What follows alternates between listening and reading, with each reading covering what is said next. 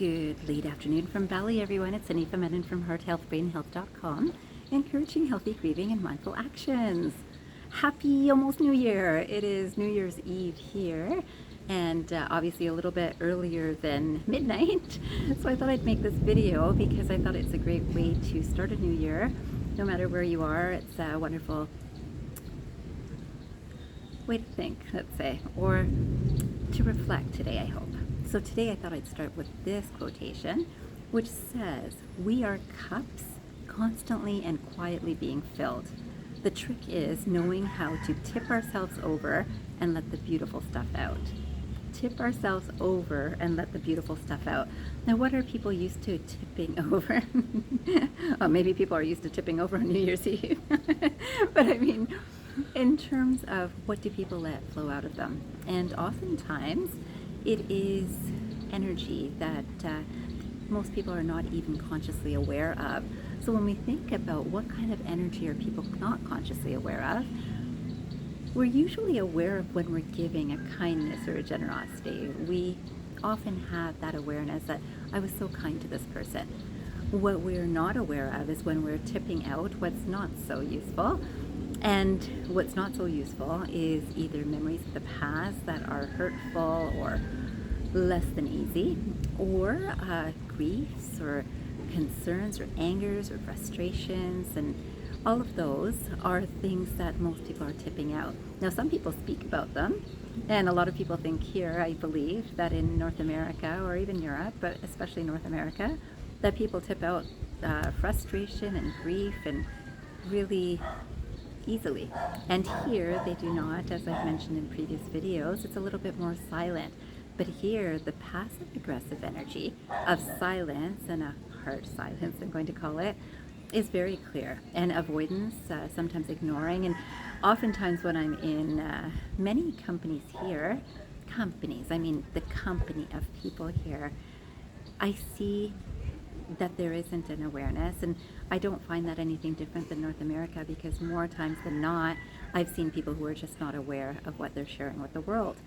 And this takes a conscious intention to do this regularly and anywhere or everywhere. Is something that I really encourage that we figure out. But, you know, I used to have this, I'll say almost a poster, but it was something at wall art that I had put up, and it had this quotation on it, which said, if your cup is full, stop pouring. If your cup, or when your cup is full, stop pouring. And I loved this quotation. I loved it because I thought, oh, you know, when we already have enough, then we don't have to take more.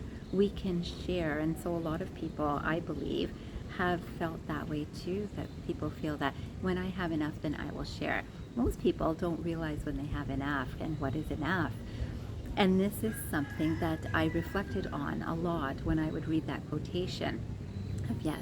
So that does link with maybe our upbringing and duality, even about it's good to be generous. And even if we think about karma, what you give will come out, all of that encourages giving and not taking so much, because whatever you're going to receive, you will receive anyways by doing good actions. Yet, a lot of people don't know what things they're pouring out. And so they definitely know when they've given something. They've given a free meal, they've given free support, they've given money, anything. People know what they've given. Yet, they do not recognize what else is pouring out of them. And in this idea, I found this great quotation that I wanted to share. This one says, ask yourself, what am I filling my cup with? It doesn't matter if your cup is full or empty. You don't pour from a cup, you drink from it. And I love this. You don't pour from a cup, you drink from it. So the first person, and you know I often say this in these videos, I remind you and me that we are the first people to get a taste of our own energy. So we get it, and this again happens more unconsciously for people, and then it goes out into the world. So even if I'm upset, I don't feel like I'm affecting anyone, it will affect me. And yet the energy is also felt by other people, especially the person you might be upset with or people you might be upset with. So it gets out there and energy just travels. There's no space or time needed for energy travel. So that is so important about thinking about what am I filling my cup with. So in my reflection over this past week, this has come up quite a bit about filling one's cup and sharing and generosity, and then also the idea of giving and receiving has been in my mind. Of course, it's, we'll say, holiday season, holy day season, and so this giving and receiving energy is very common all over the world and for different reasons. But we know that in North America it's very much about Christmas. Here, of course, there's lots of celebrations, and there's certainly celebrations right now too.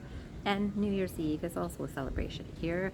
Different types of New Year in Bali. You might have heard of the term Nepi. I know I've talked about it in a previous video, and that's the official day of silence, and that's a beautiful New Year here. Yet this New Year, this calendar New Year, is definitely also celebrated here in different ways. And I thought I'd also share a story today because it's again on the same note.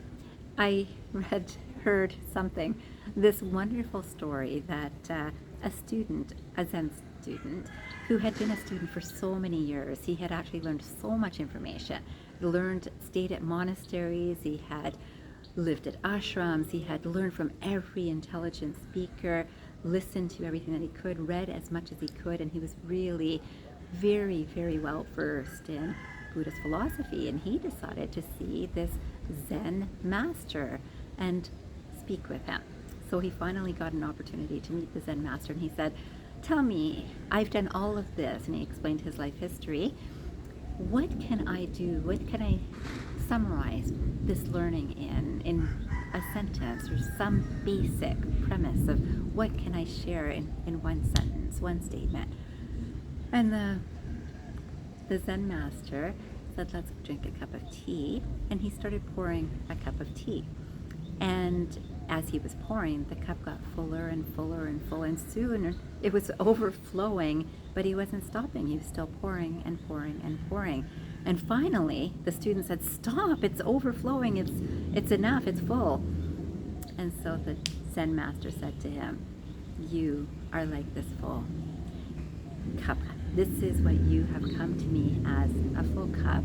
How can I share anything with you when you have no space for me to share?" So this is what I think about most of us. Many of us feel that, I know this, I know that. And when we feel like we know anything, we feel that we know everything about that thing. And so I thought I'd share this quote because I think this kind of summarizes that experience. So this is also from a Zen master. It's Nyogen Senzaki. Not Suzuki, but Senzaki. So this quotation says, "Like this cup, you are full of your own opinions and speculations. How can I show you wisdom unless you first empty your cup?" How can I show you wisdom unless you first empty your cup? And again, I believe that this did come from that same sort of story, and a lot of people do share it. And oftentimes I come up to this awareness for this mind-body space of pausing to reflect. And you know that I do a lot of contemplation, meditation, reflection, and I came across this quote that I thought I would plant this seed too, and many of us have heard this idea. It says, pause, take a little time to refill your cup.